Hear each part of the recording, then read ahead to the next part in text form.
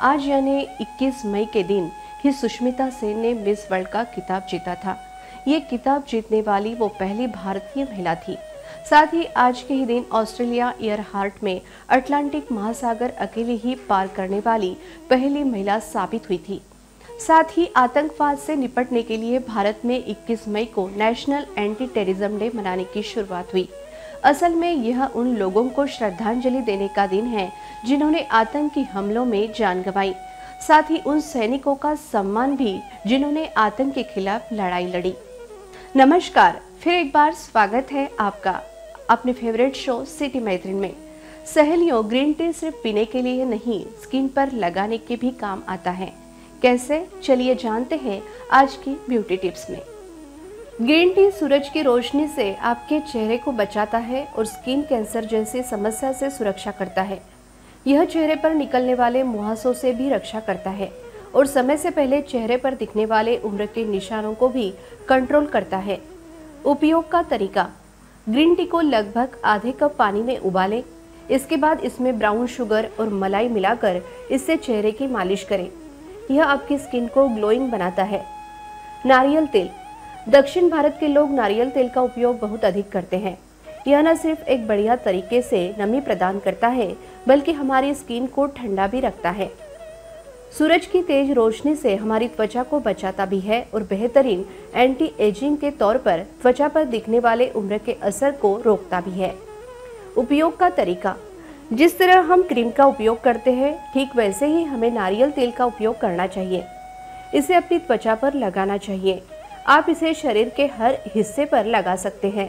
इससे हमारी त्वचा में कसावट और चमक भी आती है। इन टिप्स को फॉलो करने से पहले डॉक्टर की सलाह जरूर लें। सहेलियों, हमें पता है कि अब आप ट्रेडिशनल फास्टिंग की बजाय नवरात्रि में वेट लॉस फास्टिंग करती हैं। अगर इसके लिए आप कुछ हेल्दी फलाहार ढूंढ रही हैं, तो हम बताएंगे आज के हेल्थ टिप्स में। व्रत का मतलब सिर्फ आलू की भरमार नहीं है। आप नवरात्रि व्रत में लौकी, गाजर आदि के हेल्दी विकल्प भी चुन सकती हैं। अगर आप वेट लॉस के साथ साथ हेल्दी स्किन और हेल्दी हेयर पाना चाहती हैं, तो अपने नवरात्रि फलाहार में गाजर को जरूर शामिल करें। आलू और शकरकंद की तरह गाजर भी कंद अर्थात रूट है, इसलिए आप इसे बेझिझक फलाहार में शामिल कर सकती हैं। गाजर स्वाद के साथ साथ पौष्टिकता में भी समृद्ध है। इसमें मौजूद गुण आपकी स्वास्थ्य, त्वचा और बालों के सभी के लिए लाभकारी है।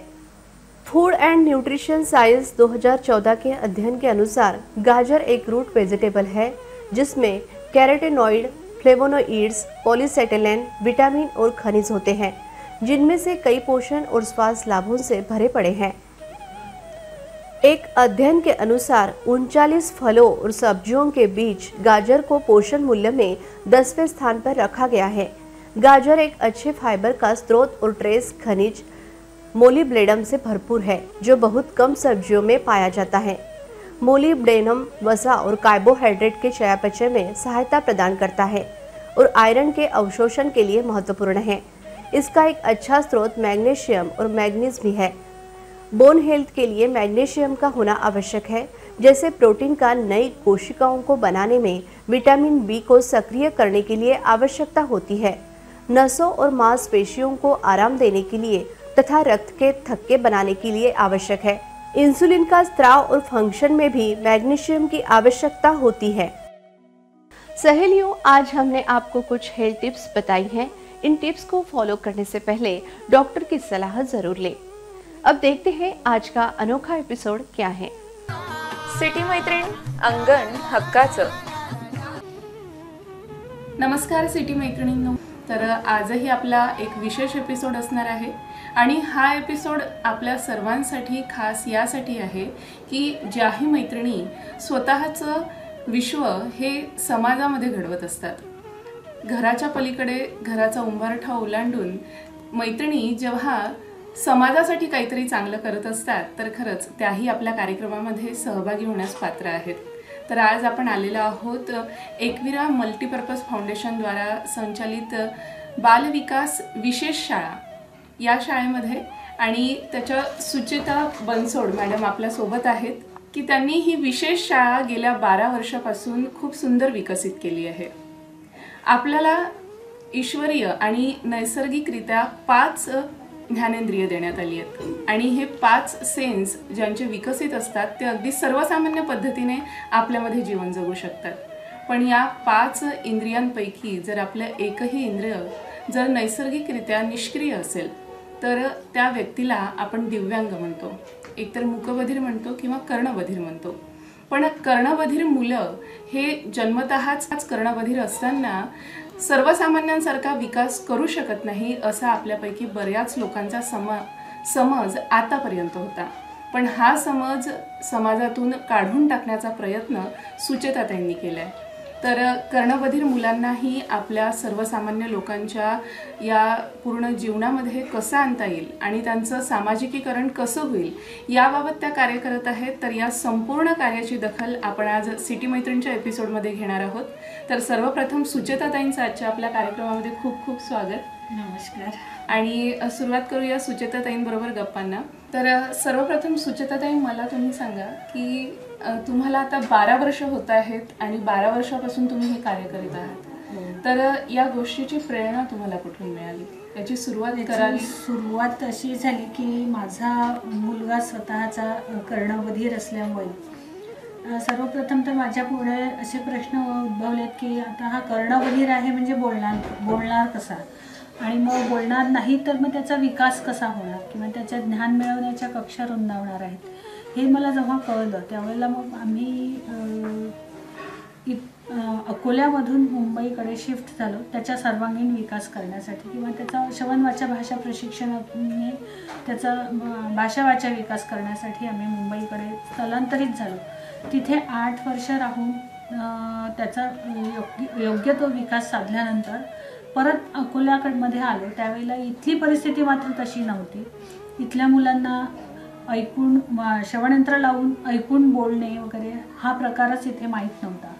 त्यानंतर म्हणून मग आम्ही इथे आल्यानंतर तो जसा बोलायला लागला तर बाकीची जी मंडळी आहे म्हणजे ज्यांच्याकडे अशी मुलं आहेत ते लोक धाव घ्यायला लागले की तुमचा मुलगा बोलतो म्हणजे हे कसं काय शक्य झालं.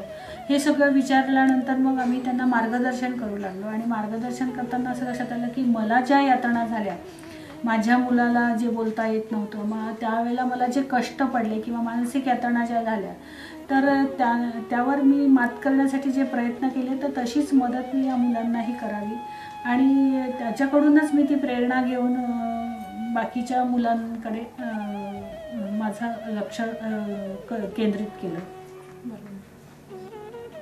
म्हणजे एक प्रकारे जेव्हा आपल्या घरात कुठे असा बाळ जन्माला आलं की जे कर्णबधिर आहे आणि त्याला सर्वसामान्यांमध्ये जगताना ज्या गोष्टींच्या अडचणी येऊ शकतात या अडचणींचा सामना सर्वप्रथम पालकांना करावा लागतो.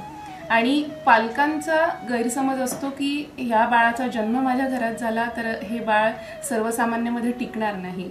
तर खरं तर समाजाचा हा जो दृष्टिकोन आहे तर हा आपल्याला बदलायचा आहे आणि असाच उद्देश हा या विशेष शाळेचा आहे. तर पालकांसाठी मार्गदर्शनासाठी आणि पालकांचं समुपदेशन करण्यासाठी आपली शाळा कशी कार्य करते?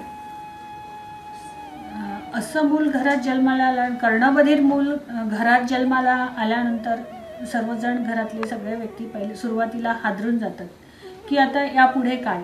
आणि बरेच वेळा त्यांना असं होतं की घरातले काही मंडळी म्हणतात किंवा डॉक्टर म्हणतात की अजून वेळ आहे, तो बोलेल वगैरे, असं करून त्यांचं सांत्वन केलं जातं. पण त्यांनी काय होतं की नेमकं त्या मुलाच्या विकासाचे जे वय असतं 0 ते 3 वर्षाचं ते बरेच वेळा निघून जातं किंवा जे पालक लवकर येतात त्यांना त्याच्यासाठी आम्ही मग त्यांना तर काउन्सिलिंग करतोच की तुम्ही लवकर आलात तर तुम्हाला आता उशीर करता कामा नाही. कारण हे सगळं त्यांना सायंटिफिकली म्हणजे तांत्रिकदृष्ट्या सगळं समजावून सांगितलं जातं की तुम्ही लवकरच का करायला पाहिजे, लवकर वयाच्या 0 ते 3 वर्षापर्यंतच तुम्ही का मुलांकडे लक्ष केंद्रित केलं पाहिजे, या डिसॅबिलिटीवर ओव्हरकम करण्यासाठी तुम्हाला हे का फायद्याचं आहे. तर हे सगळं त्यांना तांत्रिकदृष्ट्या समजावून सांगितलं जातं आणि त्या समुपदेशनातून तसंच त्यांना समाजातली विविध उदाहरणं दिली जातात, दाखवली जातात की ज्या लोकांनी लवकरात लवकर केलं त्यांना काय त्याच्यामधून काय फायदा मिळाला किंवा ज्यांनी दुर्लक्ष केलं तर ती मुलं आज कुठल्या लेवलला आहेत किंवा ती आज काय म्हणजे त्यांना काय समस्या आहेत ह्या सर्व त्यांना समजावून सांगितल्या जातात आणि मग त्या पालकांचे एकदम खाडकन डोळे उघडतात आणि मग ती कामाला सुरुवात करतात. आणि इथे आल्यानंतर जेव्हा या प्रीमायसेसमध्ये ते प्रवेश करतात तिथे आल्यानंतरच त्यांना एक आत्मविश्वास येतो किंवा एक त्यांना विश्वास बसतो की इथे आल्यानंतर माझं मूल नक्की बोलेल. कारण ती सगळी मुलं पाहत असतात, रोज 50 मुलं आणि त्यांच्यासोबत त्यांच्या आई 50 आई इथे वावरत असतात. तर त्यांच्याकडे बघून त्यांना एक तो आत्मविश्वास येतो की नाही माझंही मूल इथे आल्यानंतर नक्की बोलेल. आणि सोबतच त्यांचं काउन्सिलिंग पण केलं जातं. सिटी मैत्रिणींनो, आपल्यापैकी प्रत्येकजण आपण एक आई आहोत आणि आपल्या मुलांचा सर्वांगीण विकास व्हावा असं आपल्या प्रत्येकीला वाटतं. जसं सुचेताताईंनी आपल्याला सांगितलं आहे की या कर्णबधिर मुलांबरोबर त्यांच्या आईसुद्धा इथे हजर असतात आणि त्यांच्या सहवासातच त्यांचं संपूर्ण शिक्षण पार पडत असतं.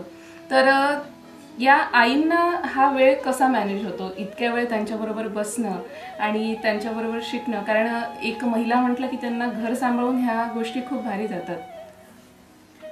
जसं प्रत्येक महिला आपला जॉब सांभाळून घर सांभाळते, तसंच इथे मुलासोबत राहून आईसुद्धा त्यांचं मुलासोबत शिकत असतात आणि घरातलं सगळं सांभाळून त्या इथे म्हणजे येण्याची आणि मुलासोबत सर्व मेहनत करण्याची, शिकून घेण्याची तयारी दाखवतात. कारण त्यांना माहिती असतं की हे जे वर्क आहे मला फक्त 4 ते 5 वर्ष करायचं आहे. 4 ते 5 वर्षानंतर माझं मूल नॉर्मल झालं की मी अगदी फ्री होणार आहे. आणि अशा पण आई आहेत की ज्या स्वतः डॉक्टर आहेत, इंजिनियर आहेत, त्यासुद्धा स्वतःचे जॉब सोडून इथे मुलांच्या सोबत परिश्रम घेत असतात. आणि त्यांना एक विश्वास आहे की मला हे पूर्ण झालं माझं प्रशिक्षण किंवा माझ्या मुलाचं प्रशिक्षण पूर्ण झालं की हा नॉर्मल शाळेत जाणार, सामान्य मुलांच्या शाळेत शिकणार आणि सामान्य मुलांसारखा घडणार आहे. तर हे जे त्यांना विश्वास येतो त्यामधून त्या तेवढं आणि घरच्यांचा पण त्यांचा सपोर्ट मिळवून देण्यासाठी आम्ही सुद्धा प्रयत्न करत असतो.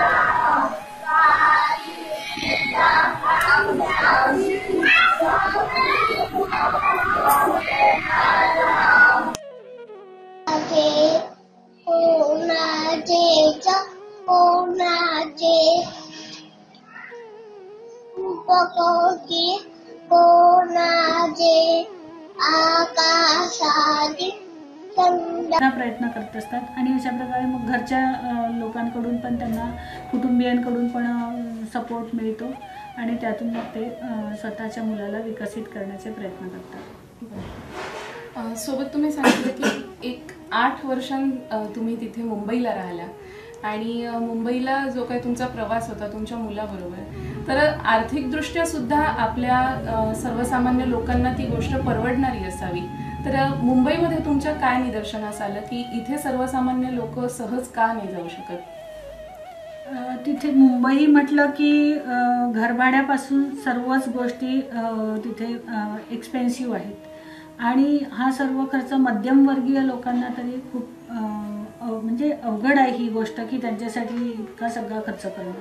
आणि त्यामुळेच बऱ्याचशा लोकांनी सुरुवातीला इथून ज्यावेळेला म्हणजे अकोल्यामधून मुंबईमध्ये प्रवेश करणारी आमचंच पहिलं कुटुंब असेल की मुलाच्या सर्वांगीण विकासाकरिता आपण धडपड केली पाहिजे आणि तीही लहान वयातच केली पाहिजे आणि त्याला नॉर्मल मुलांप्रमाणे नॉर्मल सोसायटीत त्याचं इंटिग्रेशन झालं पाहिजे.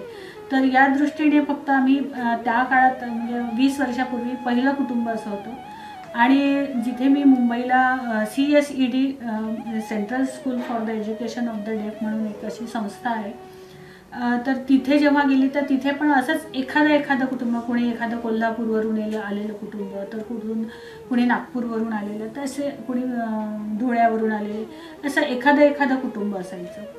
पण आता इथे जेव्हा येऊ शकतात तर इथे अकोल्यातले स्थानिक लोक तर याचा फायदा घेतातच, पण शिवाय आपल्या एकविरा मल्टीपर्पज फाउंडेशनमध्ये आता यवतमाळ, बुलढाणा, नागपूर, नाशिक, गडचिरोली, धुळे सगळीकडून मुलं इथे येतात आणि प्रशिक्षण घेतात. पुण्याहून सुद्धा यावर्षी एक मुलगा शिफ्ट झालेला आहे की त्यांनी सुद्धा, आणि असं नाही की ती एकदम इथे डायरेक्ट इथे येतात असंही नव्हे, तर ती मुलं त्या पालकांनी खूप पहिले सुरुवातीला 1-2 वर्ष त्या मुलामध्ये घालवलेले असतात.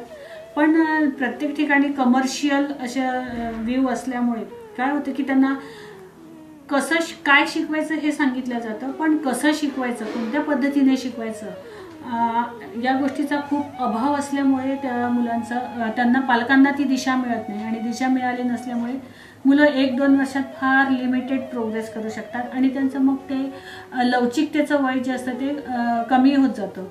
तर जेव्हा ती इथे येतात तर मग त्यांना नेहमी असं वाटतं की इथे आल्यानंतर 2 वर्षापूर्वी जर आम्ही इथे आलो असतो तर आज आमचं बाळ आणखी छान झालं असतं. आणि मग ते जसे जसे उशिरा येतात तसं तसं त्यांचा जो त्या मुलांवर परिश्रम घेण्याचा किंवा स्वतः सगळं शिकण्याचा जो काळ असतो तो जास्त वाढत जातो. त्यानंतर सुचेताताई, तुम्ही मला सांगितलं की आपल्या इथे ज्याही सगळा तुमचा स्टाफ आहे त्या सगळ्या महिला आहेत, आणि एकंदरीत किती विद्यार्थ्यांमागे किती महिला टीचर तुमच्या काम करतात आहेत?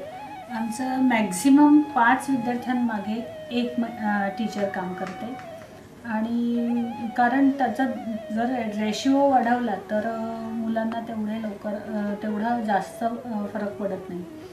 आणि मुलांच्या कर्णबधिरत्वासोबत इतर त्यांच्या समस्यासुद्धा असतात, जशा सोमग्नता आहे, हायपर ॲक्टिव्ह बिहेवियर म्हणजे अतिचंचलता किंवा गतिमंदता वगैरे असे असेल तर मग त्याच्यामध्ये त्यांना त्यांच्यावर जास्त विशेष काम करावं लागतं. तर त्यामुळे आम्ही 5 मुलांमागे 1 शिक्षिका असा रेशिओ ठेवलेला आहे.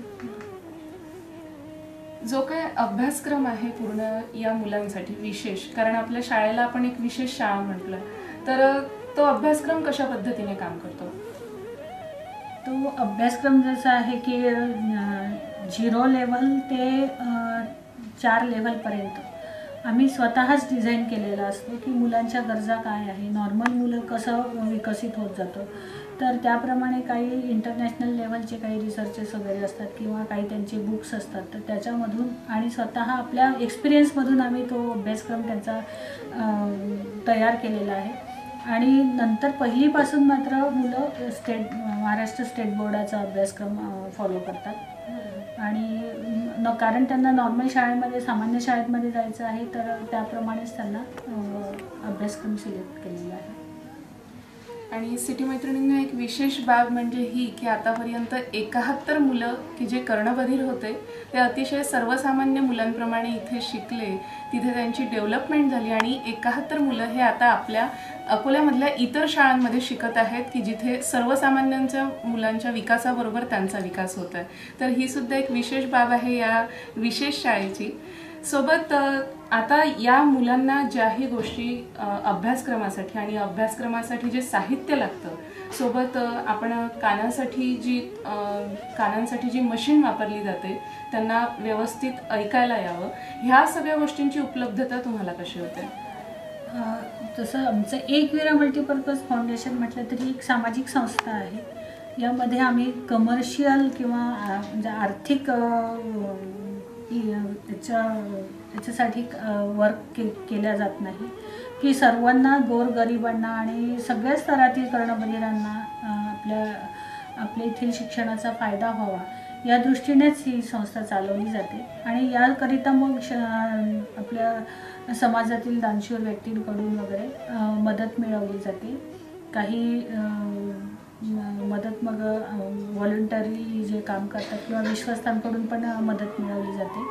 आणि इथे जे मुलं शिकतात तर त्यांना आम्ही हिअरिंग एड बॅटरीज ज्याला म्हणतात ती मोफत बऱ्याच मुलांना, जे गरजू मुलं आहेत त्यांना मोफत वाटप केलं जाते. तसंच त्यांना ड्राय किट असते मशीन ठेवण्यासाठी, की त्यांचं हिअरिंग एडची जी लाईफ आहे ती वाढली पाहिजे. तर त्याकरिता त्यांना एक ड्रायकिट ते पण मोफत वाटप करण्यात येतं. शिवाय त्यांना श्रवणयंत्र ज्या गरजू मुलं आहेत त्यांना सोसायटीकडून किंवा जे पालक चांगले हे करू शकतात, नवीन हिअरिंग एड घेऊ शकतात, जुने लगेच हे करतात, डिस्कार्ड करतात, तर त्यांच्याकडून पण मदत मिळवून देतो. तसंच त्यांच्या श्रवण वाचा भाषा प्रशिक्षणासाठी काही देणगीदार असतात किंवा काही दानशूर व्यक्ती असतात की ती मुलांना दत्तक घेऊन त्यांचा खर्च उचलतात. तर अशा प्रकारे त्यांच्या कडून समाजाकडून सपोर्ट मिळवला जातो आणि त्या मुलांचं पुनर्वसन म्हणजे रिहॅबिलिटेशनसाठी मदत होते. सोबत आता या एकविरा मल्टीपर्पज फाउंडेशनचा आणि आपल्या या विशेष शाळेचा एक भविष्यासाठी काही विचार असेल, तुम्हाला भविष्यामध्ये या सगळ्या मुलांसाठी एक तुमचा दृष्टिकोन असेल, तो काय आहे? तर या मुलांसाठी एक असा आमचं हे म्हणजे विचार आहे की एकविरा मल्टीपर्पज फाउंडेशनची स्वतःची जागा असावी आणि त्या जागेमध्ये एकाच छताखाली म्हणजे 0 ते 6 महिन्यापर्यंत मुलांच्या सगळ्या श्रवण चाचण्या होऊन त्यांना श्रवण वाचा भाषा प्रशिक्षणासाठी त्यांना हिअरिंग एड मिळवणे, त्यासाठी त्याच्या आवश्यक त्या चाचण्या करण्यात याव्या आणि त्यानंतर त्यांना पुढील प्रशिक्षणाचं जे सगळं मार्गदर्शन किंवा ऑडिओलॉजिस्टच्या सर्व्हिसेस वगैरे ENTच्या सर्व्हिसेस एकाच छताखाली मिळाव्या. म्हणजे पालकांची जी मुंबई पुणे इकडे तिकडे धावपळ जी असते, तर कारण आम्ही प्रशिक्षण तर देतो पण हिअरिंग एडसाठी त्यांना सर्व्हिसेससाठी त्यांना मुंबई पुण्याकडे धाव घ्यावी लागते. तर या सगळ्या सर्व्हिसेस त्यांना एकाच छताखाली मिळाव्या अशी एक अपेक्षा आहे.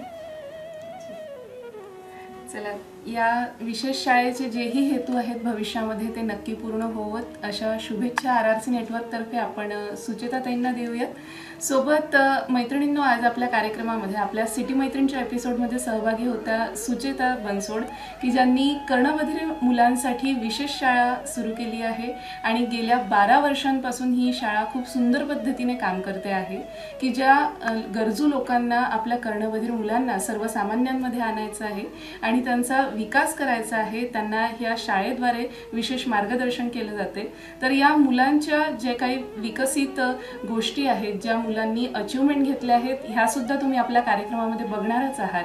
सोबत आजच्या आमच्या कार्यक्रमामध्ये तुम्ही सहभागी झाल्या त्यासाठी RRC नेटवर्कतर्फे आणि सिटी मैत्रिणीतर्फे तुमचे खूप खूप धन्यवाद. धन्यवाद. 21 मई 1991 में भारत के 7वें प्रधानमंत्री राजीव गांधी की हत्या की गई थी, जो लिबरेशन टाइगर्स ऑफ तमिल इलम के आतंकवादी अभियान के दौरान तमिलनाडु के श्री पेरुंबदूर में मारे गए थे. राजीव गांधी की हत्या के बाद तत्कालीन VP सिंह सरकार द्वारा 21 मई को आतंकवाद विरोधी दिवस के रूप में मनाने का फैसला लिया गया. सहेलियों, वक्त हो चला है एक छोटे से ब्रेक का. ब्रेक के बाद फिर यही मिलेंगे. झाला सूर्योदय, झाली पहाट. चला RRC संगे करू नव दिवसाची सुरुवात. Good morning Akola. बेरोजगारांचा आशेचा किरण RRC जॉब अलर्ट. लोकल ते global job alert. City channel देईल अचूक माहिती. RRC अकॅडमीच्या माध्यमातून घरच्या घरी किंवा तुमच्या मोबाईलवर इंग्लिश स्पीकिंग क्लास. प्रगतीचे लक्ष माझे, ध्येयासाठी धावपळ. सुखी असावा कास्तकार माझा, संगे RRC अन्नदात्याचे मार्गदर्शन. सकाळी करू योग अभ्यास, आरोग्याचा मंत्र जपूया. रोज सकाळी उठून योग नवा करूया. निरोगी जीवनासाठी आवश्यक योगाभ्यास. तज्ञ योग गुरूंचे मार्गदर्शन केवळ गुड मॉर्निंग अकोला या कार्यक्रमात. ठेवेल तुमचे आरोग्य निरोगी. कोरोना संकटानंतर प्रत्येकाची हेल्थ झाली आहे वेल्थ. सिटी चॅनल घेईल तुमच्या आरोग्याची काळजी केवळ गुड मॉर्निंग अकोला या कार्यक्रमात.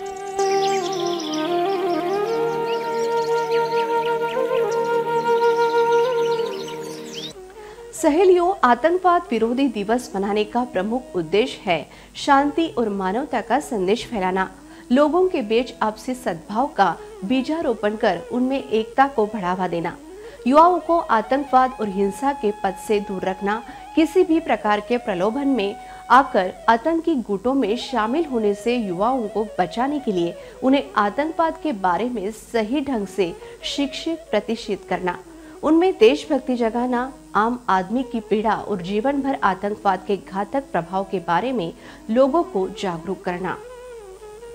ब्रेक के बाद सभी सिटी मैथिल के दर्शकों का बहुत बहुत स्वागत है।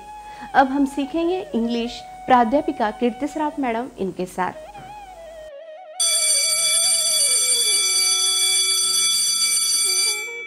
नमस्कार मित्रांनो, मी कीर्ती सराफ आपल्या सगळ्यांचं इंग्लिश स्पीकिंग सेशनमध्ये स्वागत करत आहे।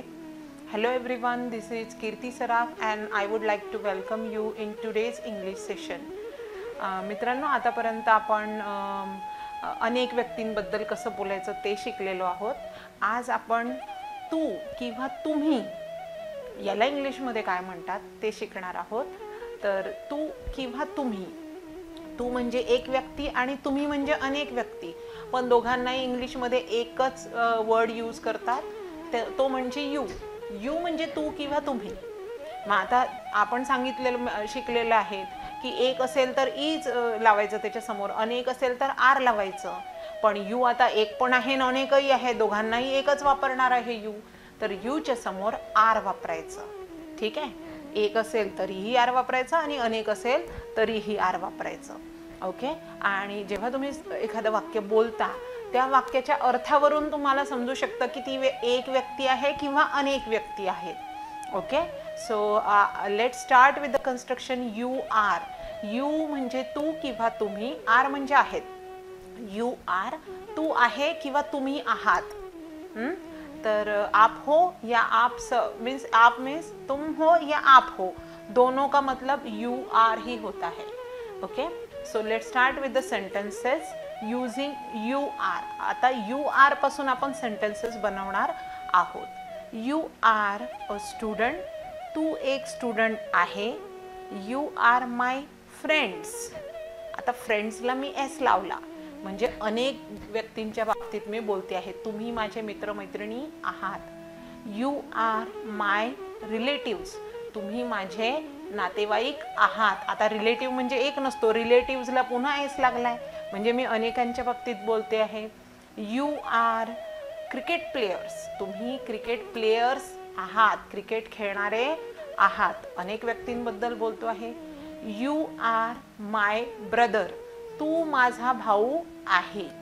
जर मी असं म्हटलं तर यू आर माय सिस्टर्स, तुम्ही माझ्या बहिणी आहात, कारण मी त्याला एस लावला, एस म्हणजे अनेक। ओके, लाईक बॅग, बॅग्स, एक बॅग अनेक बॅग्स है ना। देन डॉग, डॉग्स, एक कुत्रा अनेक कुत्रे। एस किंवा एस लावलं तर त्याचं प्लुरल होतं, अनेक वचन होतं। तर याच्यावरून आपण समजू शकतो की एका व्यक्तीबद्दल बोलतोय की अनेक व्यक्तींबद्दल बोलतो आहे। डिपेंड्स ऑन द सेंटेन्सेस, सेंटेन्सेसवर अवलंबून आहे, त्याच्या अर्थावर अवलंबून आहे की तुम्ही एक व्यक्तीबद्दल बोलत आहात की अनेक व्यक्तींबद्दल बोलत आहात। ठीक आहे, तर यू आर अ डॉक्टर, तुम्ही डॉक्टर आहे। अ म्हणजे एक, हां, तर एक व्यक्तीबद्दल बोलतो, यू आर अ डॉक्टर, तू डॉक्टर आहे। यू आर अ टीचर, तू टीचर आहे। आता यालाच अनेक कसं बोलणार, यू आर टीचर्स, तुम्ही शिक्षक आहात है ना। टीचर्स म्हटलं मी, त्याच्यामुळे ते अनेक बद्दल बोलते आहेत मी। यू आर माय कझिन्स, तुम्ही माझे कझिन्स आहात, जिथे मी एस लावला त्याचा अर्थ मी अनेक व्यक्तींबद्दल बोलत आहे। You are my daughter, daughter म्हणजे माझी मुलगी, डॉटर म्हणजे मुलगी। यू आर माय सन, तू माझा मुलगा आहेस, तू माझी मुलगी आहेस। डॉटर म्हणजे मुलगी आणि सन म्हणजे मुलगा। ओके, तर आणि किड्स म्हणजे मुलं, किड्स म्हणजे दोन्ही असतात, मुलं मुली। तर हे लक्षात ठेवा याचा डिफरन्स। डॉटर म्हणजे तुमची मुलगी आणि सन म्हणजे तुमचा मुलगा। ओके, तर यू आर माय डॉटर, तू माझी मुलगी आहेस। यू आर माय सन, तू माझा मुलगा आहेस। You are my best friend, तू माझा बेस्ट फ्रेंड आहेस किंवा तू माझी बेस्ट फ्रेंड आहे। तर एक व्यक्तीबद्दल बोलतो आहे आपण। यू आर माय टीचर, तुम्ही माझे टीचर आहात। यू आर माय बॉस, तुम्ही माझे बॉस आहात, तुम्ही माझे अधिकारी आहात. ओके, तर हे झालं यू आर कन्स्ट्रक्शनबद्दल.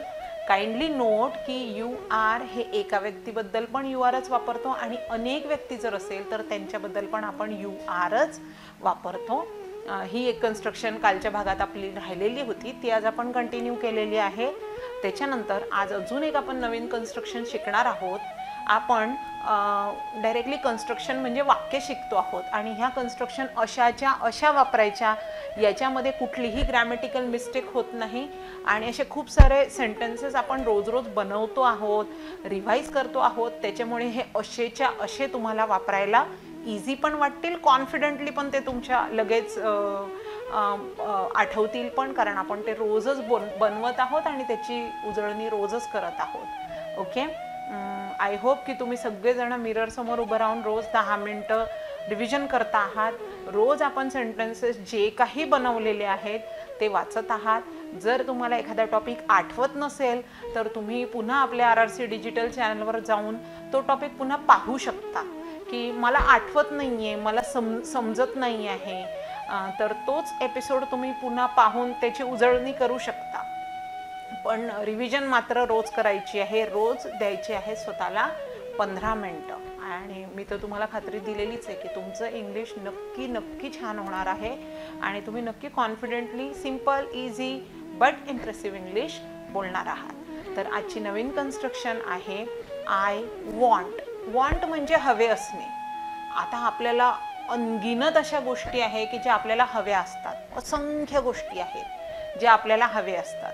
मग आता आठवा तुम्हाला काय काय हवं होतं लहानपणापासून तर आतापर्यंत. Yes, everybody has infinite wish. जी तुमची इच्छा आहे, जे तुम्हाला हवं आहे ते इंग्लिशमध्ये कसं बोलायचं. ओके, आय वॉन्ट, मला हवं आहे. I want. आता आय वॉन्टच्या पुढे काय हवं आहे ते सांगा. I want a mobile phone, मला एक मोबाईल हवा आहे. आय वॉन्ट अ बंगलो, मला एक बंगला हवा आहे. I want a new dress, मला एक नवीन ड्रेस हवा आहे. आय वॉन्ट अ गॉगल, मला एक नवीन गॉगल हवा आहे. आय वॉन्ट अ बुक, मला एक नवीन बुक हवी आहे. आय वॉन्ट अ फ्रेंड, मला एक फ्रेंड हवा आहे. आय वॉन्ट अ कार, मला एक कार हवी आहे. आठवा तुमच्या इच्छा, आठवा. खूप खूप खूप म्हणजे मी तर म्हणते सगळ्यात जास्त सेंटेन्सेस याचेच बनतील, एक बुक भरून जाऊ शकते. तुमच्या इच्छा, युअर वॉन्ट्स, तुम्हाला काय हवंय त्याचे सेंटेन्स बनवायचे आहे. I want a new sari, specially for ladies.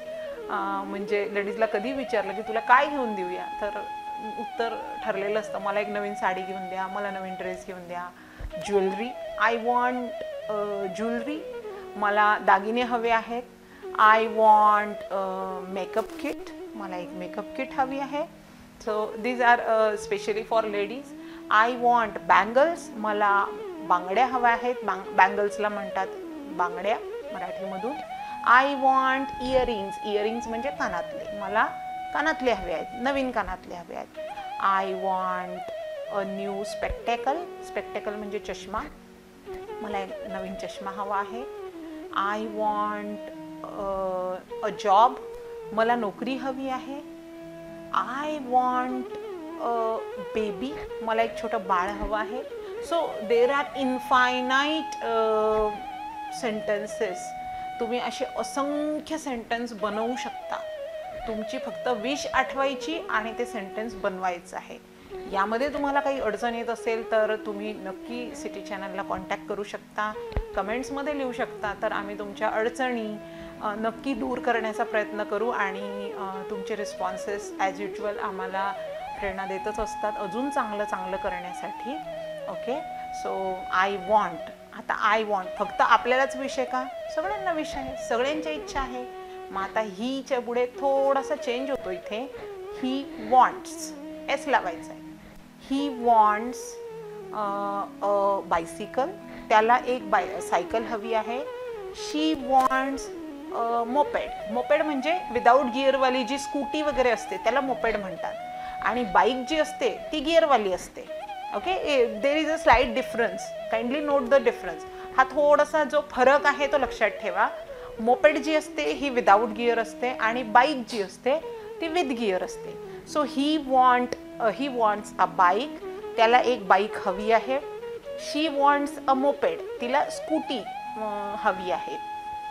Then without गिअरची ही वॉन्ट्स अ बायसिकल, त्याला सायकल हवी आहे. ही वॉन्ट्स गुड मार्क्स, त्याला चांगले मार्क्स हवे आहे. आय वॉन्ट गुड रिझल्ट, मला खूप चांगला रिझल्ट हवा आहे. ओके, सो ही आणि शीच्या समोर एस लावायचं आहे, आयच्या समोर एस लावायचं नाही. आय वॉन्टचा अर्थ होतो मला हवं आहे आणि ही वॉन्ट्स शी वॉन्ट्सचा अर्थ होतो त्याला हवं आहे किंवा तिला हवं आहे. ओके, सो आता आठवा, त्याला काय हवं आहे, तिला काय हवं आहे, तुमच्या मुलीला काय हवं आहे, मुलाला काय हवं आहे. She wants a new dress, तिला एक नवीन ड्रेस हवा आहे. He wants a pair of shoes, त्याला नवीन शूज हवे आहेत. He wants a black shirt, त्याला ब्लॅक शर्ट हवा आहे. She wants a doll, yes, generally गर्ल्सला. He want a toy car, त्याला एक टॉय कार हवी आहे.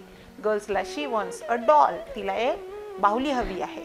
So there are infinite wish of your kids. Yes, तुमच्या मुलांच्या तर अशा रोज असंख्य इच्छा असतात की मला आज हे पाहिजे, आज ते पाहिजे, आज चॉकलेट पाहिजे आहे. तर या सगळ्या इच्छा तुम्ही इंग्लिशमध्ये लिहून काढायच्या आहेत. ओके, तुम्ही जर आज मुलांना विचारलं की तुला काय हवं आहे तर ते तुमच्या पुढे लिस्ट देतील आणि तुम्हाला असंख्य सेंटेन्स मिळतील. मुलांना तर आनंद होईलच. ओके, तर याची प्रॅक्टिस करा. काय हवं आहे, ही वॉन्ट झालं, त्याला हवं आहे. शी वॉन्ट्स झालं, तिला हवं आहे. आता त्यांना, एकापेक्षा अनेक, दे वॉन्ट. फक्त ही आणि शीच्या समोर, ही शी इटच्या समोर वॉन्ट्स येणार आहे. ही शी नंतर इट घेऊ, मग दे आणि वी घेऊया. इट वॉन्ट्स, इट म्हणजे निर्जीव वस्तूंसाठी आपण यूज करतो किंवा ॲनिमल्ससाठी वगैरे यूज करतो. इट वॉन्ट्स अ बिस्किट, त्याला बिस्किट हवं आहे. इट वॉन्ट्स मिल्क, त्याला मिल्क हवं आहे. ओके, इट वॉन्ट्स ग्रेन्स, त्याला धान्याचे दाणे हवे आहेत. ओके, इट वॉन्ट्स वॉटर, त्याला पाणी हवं आहे. ओके, तर ही शी इट झालं. आता दे म्हणजे ते. आता देच्या पुढे पुन्हा वॉन्टच येणार आहे. फक्त ही शी इटच्या समोर वॉन्ट जेव्हा येतं तेव्हा एस लावायचा आहे, एवढाच डिफरन्स आहे. आयच्या समोर नाही लावायचा. ही शी इटच्या समोर ही वॉन्ट्स करायचं आहे, शी वॉन्ट्स, इट वॉन्ट्स. आता दे आणि यूच्या पुढे, दे वी यूच्या पुढे पुन्हा वॉन्टच येणार आहे.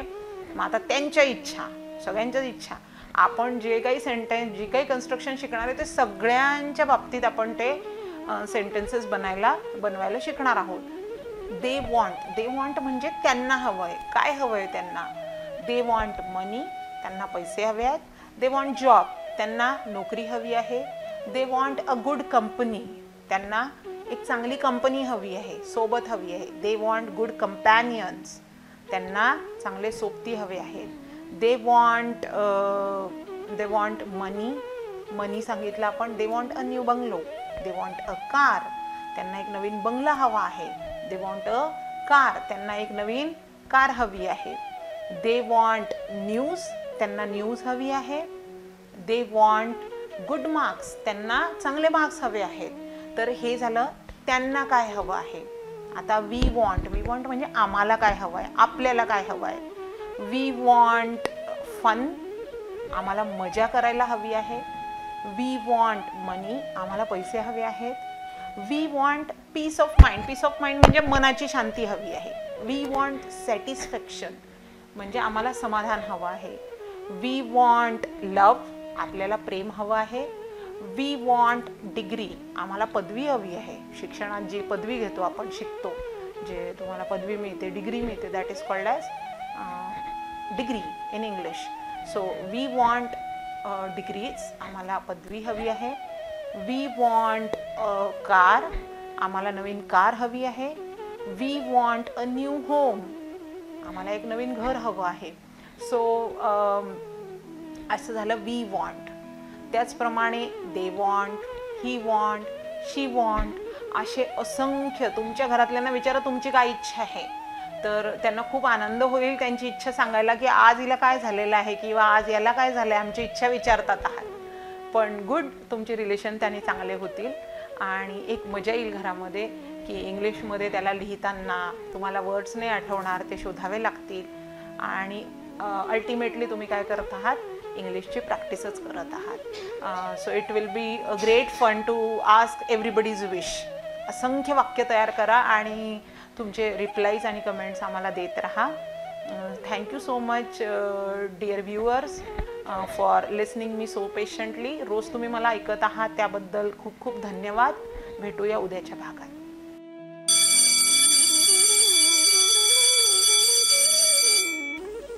बहरहाल देश के कोने कोने में लोगों को इस संबंध में जागरूक करना इस समय की सबसे बड़ी मांग है कि आतंकवादी संगठन किस प्रकार आतंकी हमलों को अंजाम देने की योजना बनाते हैं और उनके इन कृत्यों से लोगों के जान माल और समाज का कितना बड़ा नुकसान होता है. तमाम अंतर्विरोधों को दरकिनार कर आतंकवाद के फन को कुचलने के लिए हर संभव कठोर कदम उठाए जाने बेहद जरूरी है. सहेलियों, अभी हमने कीर्ति सराफ मैडम के साथ इंग्लिश सीखी. अब सीखेंगे योग श्रद्धा मोकाशी मैडम के साथ. हरिओम तत्सत. गुड मॉर्निंग अकोला या कार्यक्रमामध्ये आपण पुन्हा एकदा भेटलो आहोत. आज आपण अनुलोम विलोम प्राणायाम शिकणार आहोत. अनुलोम विलोम प्राणायाम सर्व वयोगटाकरता चालणारा अभ्यास आहे. ज्यांना हार्टचा त्रास आहे त्यांनाही चालतो, बीपीचा त्रास आहे त्यांनाही चालतो, गर्भवती महिलांनी पण करायला पाहिजे. आणि लहान मुलांपासून जर का हा प्राणायाम लहान मुलांना सुद्धा शिकवला तर लहान वयापासून जर का लहान मुलांना आपण हा प्राणायाम शिकवला तर त्यांना सुद्धा शारीरिक मानसिक संतुलन हे प्राप्त होऊ शकतं. डाव्या नासिकेने श्वास घेणे, उजव्या नासिकेने सोडणे, उजवीने घेऊन डावीने सोडणे असा हा प्राणायाम आहे. म्हणजे जेव्हा आपण डावीने श्वास घेतो, डावी नाडी ही चंद्र नाडी आहे, उजवी नाडी ही सूर्य नाडी आहे. डावीने जेव्हा श्वास घ्यायला सुरुवात करतो, उजवीने सोडतो, उजवीने घेऊन डावीने सोडतो, असं एक आवर्तन आहे. असे आपल्याला काही आवर्तन करायचे आहे. शरीरामध्ये शीतलता शरीराला मिळावी याच्याकरता हा प्राणायाम केला जातो. डावीने घेणे, उजवीने सोडणे, उजवीने घेऊन डावीने सोडणे असं एक आवर्तन, ज्याला एक चक्र म्हणूया आपण. याच्यामध्ये आपण मोजमाप सुद्धा जोडू शकतो. डावीने घेताना 5 सेकंद घ्या, उजवीने सोडताना 5 सेकंद सोडा, घेताना 5 सेकंद घ्या आणि डावीने 5 सेकंद सोडा. या मोजमाप जे आहे हे आपण आपल्या क्षमतेनुसार वाढवू शकतो. 5 मध्ये घेणे किंवा 7 मध्ये घेणे, 10 मध्ये घेणे, जितकी आपली क्षमता असेल त्याप्रमाणे आपण त्याचं मोजमाप वाढवायचं आहे, त्याची कपॅसिटी वाढवायची आहे. तर याच्याकरता आपल्याला नासिकाग्र मुद्रा वापरायची असते. नासिकाग्र मुद्रा म्हणजे पहिले 2 बोटं ही कपाळावर ठेवायची आणि अनामिका आणि अंगठा जो आहे याने डावी उजवी नासिका बंद करणे उघडणे ह्याचं काम करायचं असतं. काही लोक हे 2 बोट असे फोल्ड पण करून ठेवतात. असा पण अभ्यास करू शकतो. ज्याला जसं कम्फर्टेबल वाटेल त्याप्रमाणे आपण ती मुद्रा धरायची. नासिकाग्र मुद्रा किंवा नासाग्र मुद्रा ज्याला म्हणतात. तर ही मुद्रा अशा प्रकारे आणि 2 जी बोट आहे ती कपाळाच्या वर ठेवायची आहे आणि डावी उजवीनी श्वास घेणे सोडणे आणि बंद करणे नासिका याकरता हा याचा उपयोग करायचा आहे. सगळ्यात आधी आपण डावीनी घेणार आहोत. मानपाठ सरळ ठेवायची आहे. डावीनी घेणे, नाकाने श्वास घ्यायचा, नाकाने सोडायचा आहे. हे पहा, डावीनी घेणे, उजवीनी सोडणे,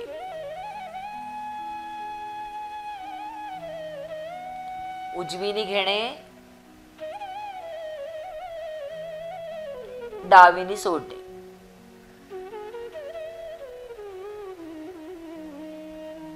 डावीनी घेणे, उजवीनी सोडणे,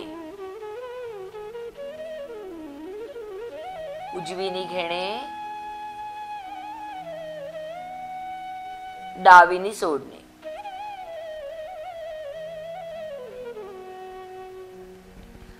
अशा पद्धतीने आपण थोडी प्रॅक्टिस करूया. आता तुम्ही तुमचं काउंटिंग तुमच्या मनात करत राहा. आणि आपण सोबत हा प्राणायाम करू. मान पाठ सरळ ठेवा, नासिकाग्र मुद्रा लावा आणि सुरू करा. डावीनी घेणे, उजवीनी सोडणे, उजवीनी घेणे, डावीनी सोडणे.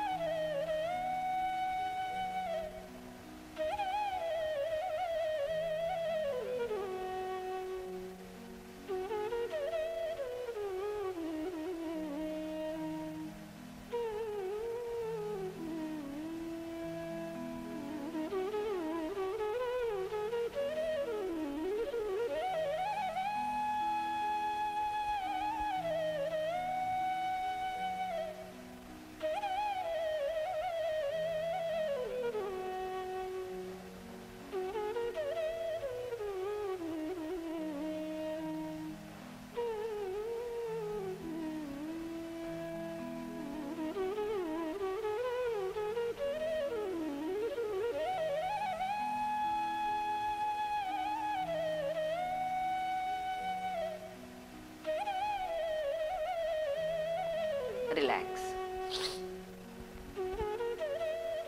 सामान्य श्वसन.